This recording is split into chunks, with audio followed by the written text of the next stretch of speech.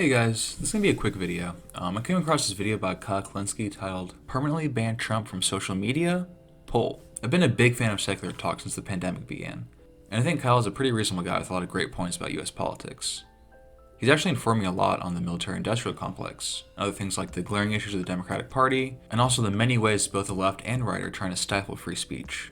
When Trump first was banned from Twitter, Kyle argued against Twitter's decision. His opinion has remained the same. So instead of going back and trying to find that original video, I'll just play a clip from the one I'm going to be talking about today.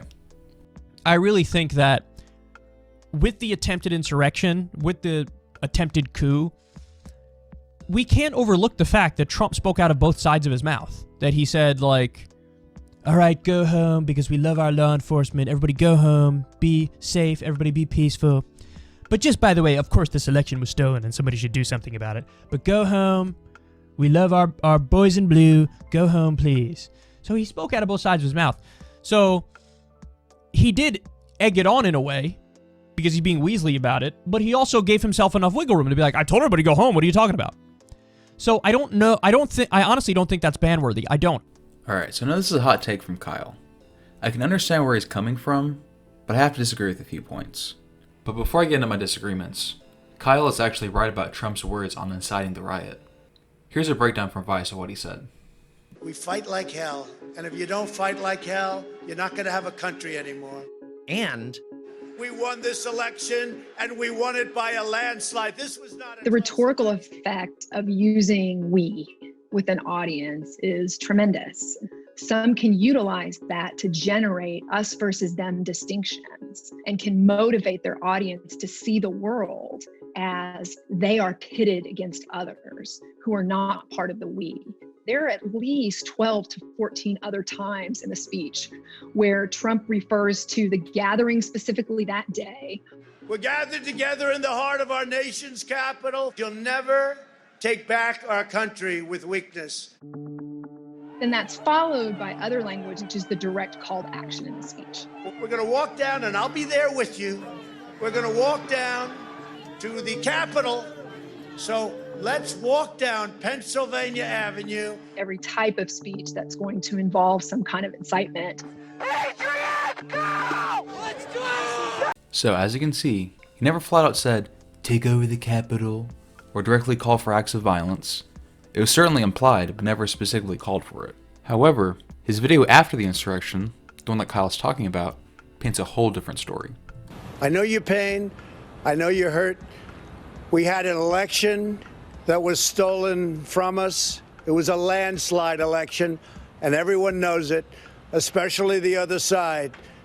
But you have to go home now. We have to have peace. So go home. We love you. You're very special.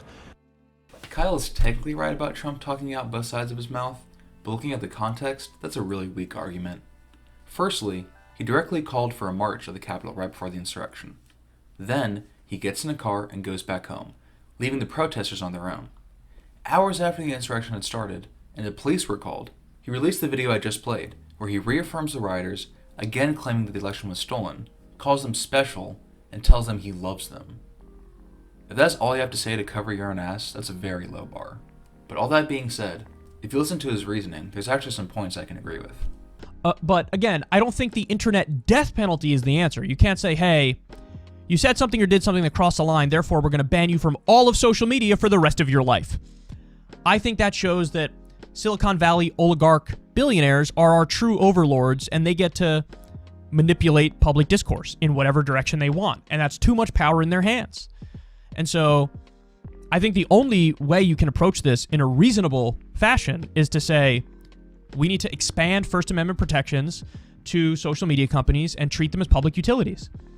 And so then free speech would apply on these platforms. Now, that doesn't mean you can directly threaten violence or dox or harass or abuse somebody. Of course you can, but that's already against the law.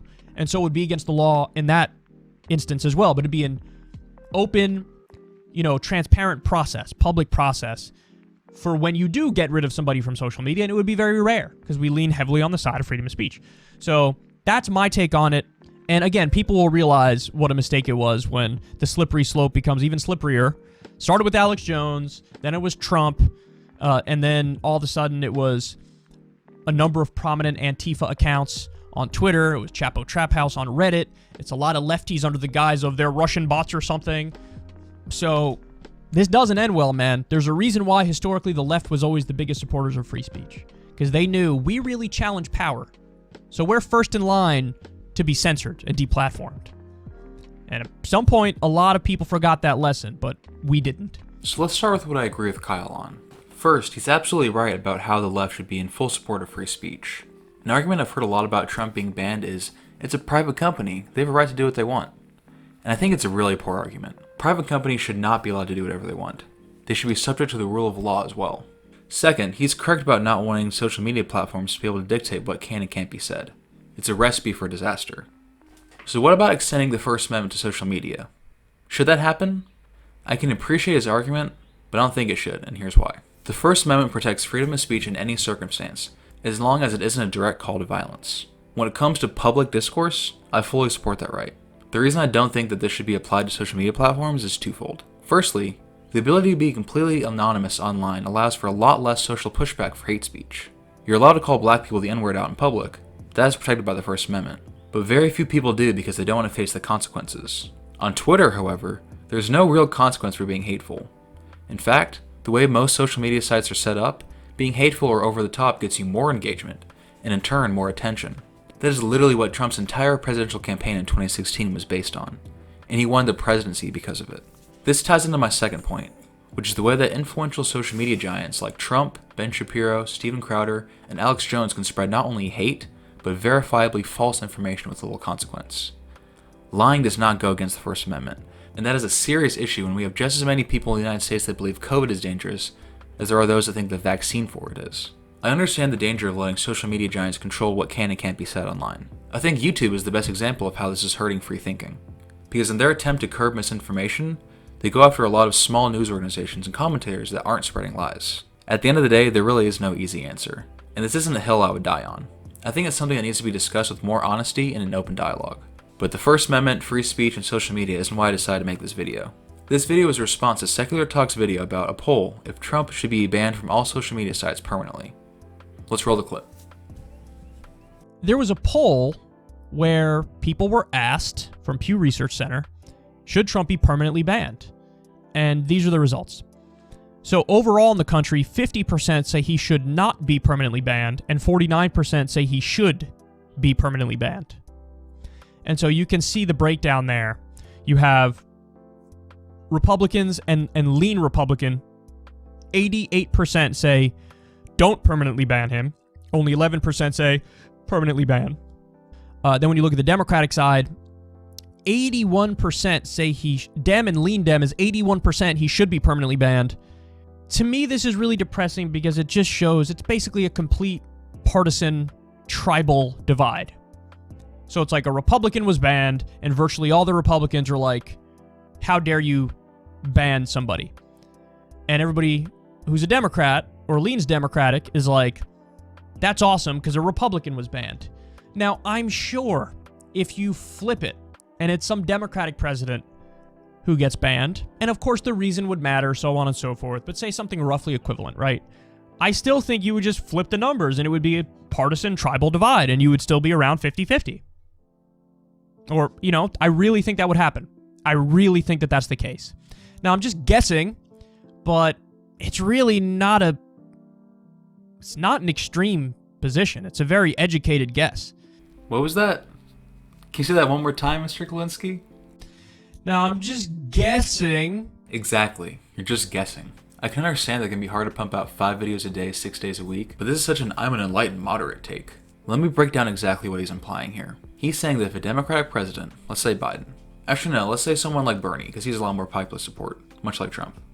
So let's say that Bernie ran in 2024, and when he fairly lost, he claimed all his fraud, and then told all his Bernie bros to march to the Capitol, and they tore down the American flag and put up some Antifa ones. Then they marched around saying how much they wanted Ted Cruz and Kamala Harris's head on a spike. And all Bernie had to say in response was, "I love you so much, my little PogChamps. You are all right and so brave for standing up for the truth. But please go home for Papa Sanders." Do you really think that Democrats wouldn't want to ban him? One of the few things that leftists and Republicans can actually agree on is when the Democratic Party is scummy and lying. You should know better than anyone, Kyle. To frame this as a both sides issue is fundamentally weaselly and beyond stupid. I'm sorry that the YouTube algorithm is favoring other political commentators over you, Kyle, but you've got to stop with this crap. I really don't know what else to say, so I'm just going to end this video here. Like and subscribe and always be skeptical.